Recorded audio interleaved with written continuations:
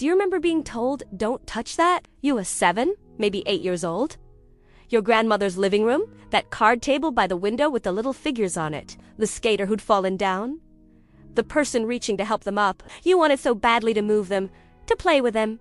But the rule was absolute. Don't touch. And here's what nobody told you then. Those weren't just decorations.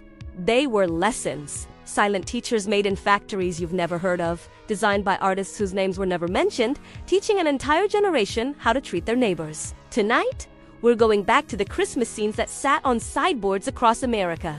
And by the end, you will understand why a simple plastic figure reaching out to help another one still means more than anything blinking ever could. But first, close your eyes for just a second. Can you see that scene right now? The exact spot in your grandmother's house? If you can, keep watching, because this story is yours. Where these scenes came from. To understand these scenes, you need to go back to a world that doesn't exist anymore. The 1940s Limapulu S and 60s. When Christmas moved at a completely different speed, your grandmother didn't decorate every surface. She chose carefully. A mantle, the piano top, that card table by the window where neighbors could see it from the street. That's where the scene lived. Not toys. Never toys. And here's what made them powerful. You passed them every single day. Morning, when you came downstairs. Evening, doing homework. Night, when you snuck out to look at them glowing in the dark. That repetition did something to you. The scene became part of your internal landscape. But where did they actually come from? Most people never knew. But these figures had origin in specific companies, specific designers, specific moments in American manufacturing history. The earliest ones appeared in Germany in the 1920s and 30s. Hand-painted, lead and composition figures made by companies like Ela. They showed villagers, ice skaters, musicians, ordinary people in winter scenes. But they were expensive. Fragile. Only wealthy families could afford them. Everything changed after World War II. American companies saw an opportunity. Factories that had made military equipment during the war retooled for consumer goods, and plastic, cheap, colorful, nearly indestructible plastic became the future. The company you've probably never heard of but definitely remember. Berkeley Manufacturing Company, New Jersey, 1920s through the 1970s. They made those small painted Corollas, people pulling sleds. Simple, affordable. Sold at Woolworths for 50 cents a piece, but the one name that dominated, Reliable Plastics Company, later Glalite. They produced those illuminated scenes, the ones with the light inside, making figures glow at night. Churches with snow on the roof, ice ponds with skaters, village squares with lampposts. These weren't expensive. A middle-class family could buy a complete scene for $5 or $6. About what you'd spend on groceries for a week. And once you bought them, they lasted year after year, decade after decade. But something else was happening with these designs. Something deliberate. The themes that kept Arapiatinja look closely at these figures. Really look. They're not magical. No wise men. No angels. No religious imagery in most of these scenes. They're just people. Ordinary people. A skater who's fallen on the ice. Someone reaching down to help them up. Children pulling a rope together. A musician playing for a small group. People gathered around a lamppost. Not doing anything dramatic. Just being together. And here's what's fascinating. These exact themes appear across dozens of manufacturers, spanning 3 decades. The fallen skater appears in Berkeley sets, Reliable Plastic sets, Glalite sets, department store brands, 5 and dime, knockoffs. All slightly different, but showing the same moment. Someone falls, someone helps. Why?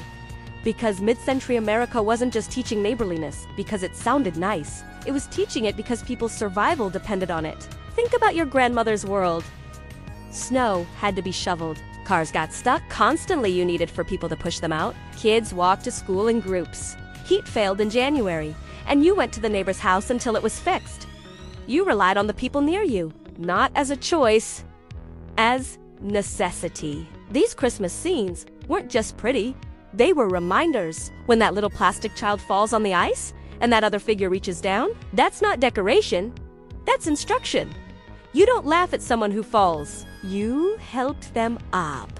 And for a child who stared at that scene every day for 4 weeks, The lesson didn't need to be spoken. It settled in like snow, quiet, persistent, permanent. The myths and my steers, but here's where it gets interesting. Stories grew up around these figures. Myths, superstitions, things passed down but never confirmed. Some families believed you had to set up the scene the exact same way every year, or Christmas wouldn't feel right. The figures had to face the same direction, stand in the same spots. One grandmother swore her scene brought good luck the year she forgot to set it up. Her husband got laid off. Was it true? Of course not, but belief doesn't need truth. It needs repetition. Then there were the rare figures, the ones everyone heard about, but nobody actually saw. A figure holding a lantern that supposedly only came in one year's production run. A skater in green instead of red.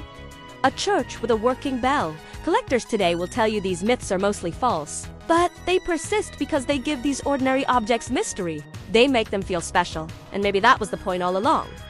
These weren't supposed to be ordinary. They were supposed to feel important. Sacred, even, which brings us to the strangest part of their story. Who controlled them? Who owned these SENEs in most homes? These Christmas scenes belonged to women, mothers, grandmothers, aunts. They decided which figures came out, where each one stood. Which one stayed in the box? Not that one. That one's broken. This goes here, not there. For many women, this was one of the few visible creative acts they fully controlled during the holidays. Not the cooking, everyone had opinions about that. Not the table setting, there were rules for that. But this small scene on the sideboard. This was theirs. No one questioned the arrangement. When grandmother set up the Christmas village, that's how it stayed. It wasn't flashy. No one praised it, but it was deeply, quietly intentional. They noticed which figures grandma placed carefully and which ones she handled casually. They noticed when she'd pause and adjust something by a quarter inch. They noticed when she'd stand back, tilt her head, and nod, satisfied. And they noticed the rule, the most important rule. D-U-N touch, that almost everyone who remembers these scenes remembers the same 3 words. Do you and touch that? Not be careful. Not that's fragile. Don't touch that. And that rule did something fascinating.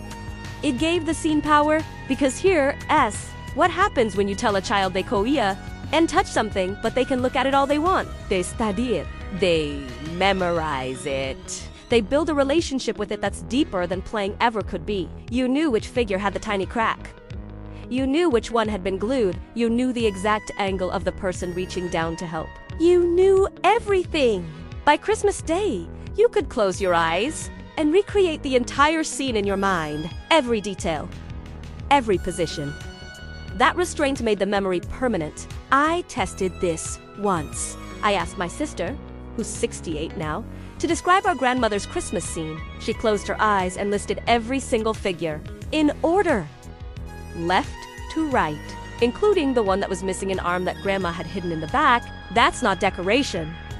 That's imprinting. But something happened at night that changed everything. The glow at many of these scenes had a small light, just one bulb hidden behind the figures, a cord running down to the outlet. But at night, after everyone had gone to bed, when the house was dark and quiet, that's when the scene transformed. The figures cast long shadows on the wall. The room disappeared into darkness, and somehow, in that soft amber glow, they looked alive. Not moving, they never moved, but present, existing, watching. For so many of us, this is the memory that stayed strongest. Not Christmas morning with presents and noise. Christmas evenings, when you were supposed to be asleep but you snuck out to the hallway, and you sat there in your pajamas, looking at those glowing figures, and you felt something you couldn't name. Peace, longing, connection, all of it. Maybe. These displays never explained themselves. But you learned anyway. You learned that people help each other. You belong to something larger. Small moments matter. Community isn't loud, it's quiet. Repeated daily. These weren't lectures. They were observations. You watched the same scene every day, and slowly, the message settled in. When they disappeared somewhere in the 1970s and 80s, these scenes quietly vanished. Not all at once. They just stopped appearing. They broke, and no one replaced them. They were packed away, and the box never came back down. They didn't fit the new decor earth tones and macrame and a different aesthetic. Christmas decoration was getting louder, bigger, more individual. The message shifted from "we belong together" to "look what I have." Inflatables appeared, light shows, blow molds 12 feet tall, competition, and those small, quiet scenes. They couldn't compete. They weren't trying to. So they disappeared into attics, basements, estate sales, landfills. Most families don't even remember the last year they set theirs up. It just stopped. No goodbye. No ceremony. Just absence. But something unexpected happened next. So, where are they now? Where do you find these little figures today? Well, if you really want to look, you know exactly where to go. The most common place is an estate sale. It happens when someone's grandmother passes away and the family starts clearing out the house. Down in the basement or tucked away in an attic, there's always that one box. You can see the tissue paper has yellowed with age, and inside, wrapped up so carefully decades ago, are the figures. Then you have flea markets and antique malls. The vendors who specialize in vintage Christmas know these figures inside and out. They can spot a Berkeley from a mile away, tell you if that one's a reliable, and point out which ones are truly rare finds. And they know their customers, too. It's mostly baby boomers, now in their 60s and 70s, hunting for that one specific figure that unlocks a core memory. They'll hold it up and say, "My grandmother had one just like this." And of course, there's the internet. Hop on eBay, Etsy, or even Facebook Marketplace. Type in vintage Christmas village figures, and you'll be scrolling for hours.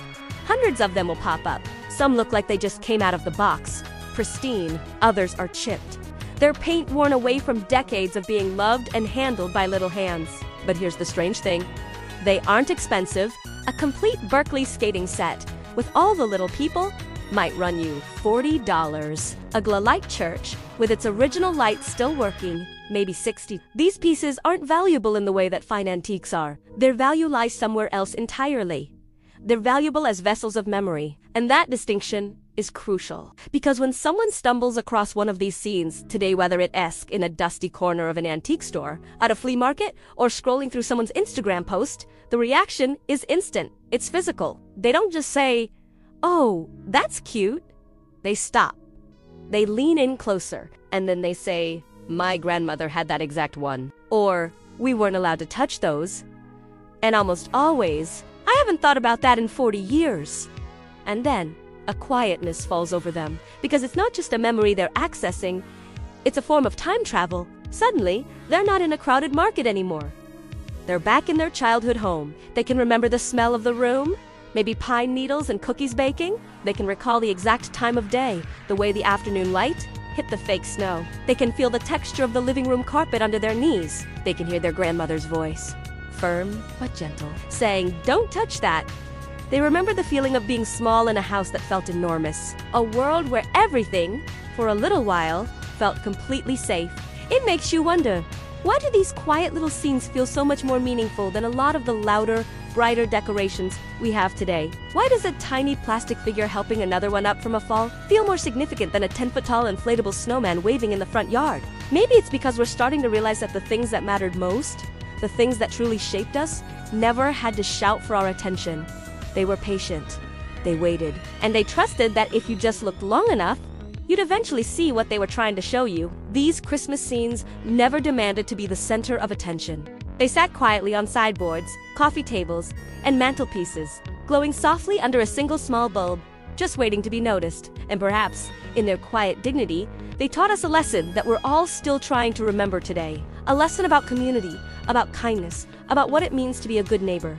They showed us that being there for someone doesn't require grand gestures, loud announcements, or a big spectacle. Sometimes, it's just about reaching out a hand, and someone else taking that hand, accepting the help. That simple, powerful lesson was there all along. It was hidden in plain sight, in those small plastic figures in your grandmother's living room. It was waiting for you to grow old enough to finally understand its meaning. And maybe, just maybe, now you do. If this video brought back a memory you hadn't thought about in years, just know you're not alone. There are so many of us who share these quiet, beautiful memories. Thanks for watching. Subscribe, and we'll keep remembering together, even if it's just the memory of a small plastic figure. Reaching out to help someone up.